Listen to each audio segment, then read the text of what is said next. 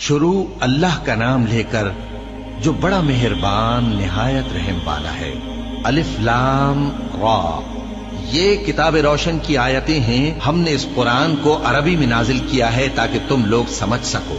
اے پیغمبر، ہم اس قرآن کے ذریعے سے جو ہم نے تمہاری طرف بھیجا ہے تمہیں ایک نہایت اچھا قصہ سناتے ہیں، اور تم اس سے پہلے بے خبر تھے۔ جب یوسف نے اپنے والد سے کہا کہ ابا، میں نے خواب میں 11 ستاروں اور سورج اور چاند کو دیکھا ہے، دیکھتا کیا ہوں کہ وہ مجھے سجدہ کر رہی ہیں۔ انہوں نے کہا کہ بیٹا، اپنے خواب کا ذکر اپنے بھائیوں سے نہ کرنا، نہیں تو وہ تمہارے حق میں کوئی چال چلیں گے۔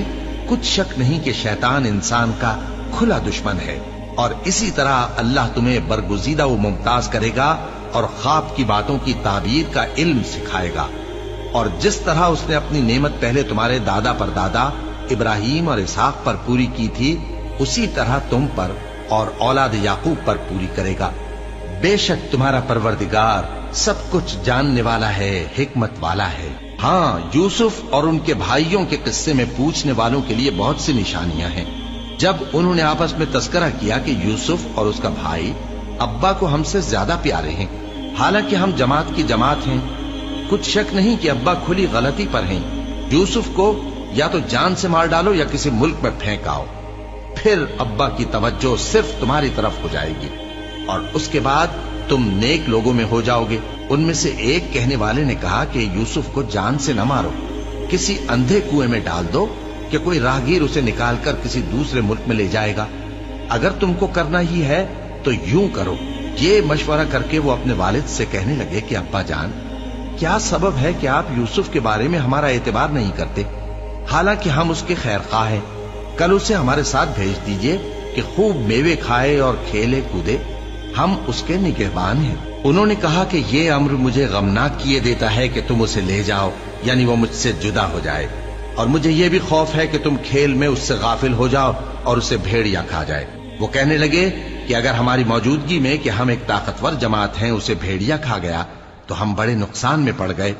غرض جب وہ اس کو لے گئے اور اس بات پر اتفاق کر لیا کہ اس کو اندھے کنویں میں ڈال دیں، اور ہم نے یوسف کی طرف وہی بھیجی کہ ایک وقت ایسا آئے گا کہ تم انہیں ان کے اس سلوک سے آگاہ کرو گے، اور ان کو اس وحی کی کچھ خبر نہ ہوگی۔ اور یہ حرکت کر کے وہ رات کے وقت باپ کے پاس روتے ہوئے آئے، کہنے لگے کہ ابا جان، ہم تو دوڑنے اور ایک دوسرے سے آگے نکلنے میں مصروف ہو گئے اور یوسف کو اپنے اسباب کے پاس چھوڑ گئے تو اسے بھیڑیا کھا گیا، اور آپ ہماری بات کو گو ہم سچ ہی کہتے ہیں باور نہیں کریں گے، اور ان کے کرتے پر جھوٹ موٹ کا لہو بھی لگا لائے۔ یعقوب نے کہا کہ یوں نہیں ہے، بلکہ تم اپنے دل سے یہ بات بنا لائے ہو۔ اچھا، صبر کہ وہی خوب ہے، اور جو تم بیان کرتے ہو اس کے بارے میں اللہ ہی سے مدد چاہیے۔ اور اب اللہ کی شان دیکھو کہ اس کنویں کے قریب ایک قافلہ آوارد ہوا اور انہوں نے پانی کے لیے اپنا سقا بھیجا، تو اس نے کنویں میں ڈول لٹکایا، یوسف اس سے لٹک گئے۔ وہ بولا، زہے قسمت، یہ تو ایک لڑکا ہے، اور اس کو قیمتی سرمایہ سمجھ کر چھپا لیا۔ اور جو کچھ وہ کرتے تھے اللہ کو خوب معلوم تھا، اور انہوں نے اس کو تھوڑی سی قیمت یعنی معدود چند درہموں پر بیچ ڈالا، اور وہ اس سے بیزار ہو رہے تھے۔ اور مصر میں جس شخص نے اس کو خریدا، اس نے اپنی بیوی سے جس کا نام زلیخا تھا کہا کہ اس کو عزت و اکرام سے رکھو، عجب نہیں کہ یہ ہمیں فائدہ دے یا ہم اسے بیٹا بنا لیں۔ اس طرح ہم نے یوسف کو سرزمین مصر میں جگہ دی، اور غرض یہ تھی کہ ہم ان کو خواب کی باتوں کی تعبیر سکھائیں، اور اللہ اپنے کام پر غالب ہے لیکن اکثر لوگ نہیں جانتے۔ اور جب وہ اپنی جوانی کو پہنچے تو ہم نے ان کو دانائی اور علم عطا کیا، اور نیکوکاروں کو ہم اسی طرح بدلہ دیا کرتے ہیں۔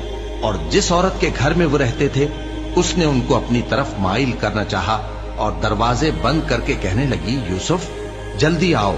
انہوں نے کہا کہ اللہ پناہ میں رکھے، وہ یعنی تمہارے میاں تو میرے آقا ہیں، انہوں نے مجھے اچھی طرح سے رکھا ہے، میں ایسا ظلم نہیں کر سکتا، بے شک ظالم لوگ فلاح نہیں پائیں گے۔ اور اس عورت نے ان کا قصد کیا اور انہوں نے اس کا قصد کیا۔ اگر وہ اپنے پروردگار کی نشانی نہ دیکھتے تو جو ہوتا سو ہوتا۔ یوں اس لیے کیا گیا کہ ہم ان سے برائی اور بے حیائی کو روک دیں، بے شک وہ ہمارے چنے ہوئے بندوں میں سے تھے۔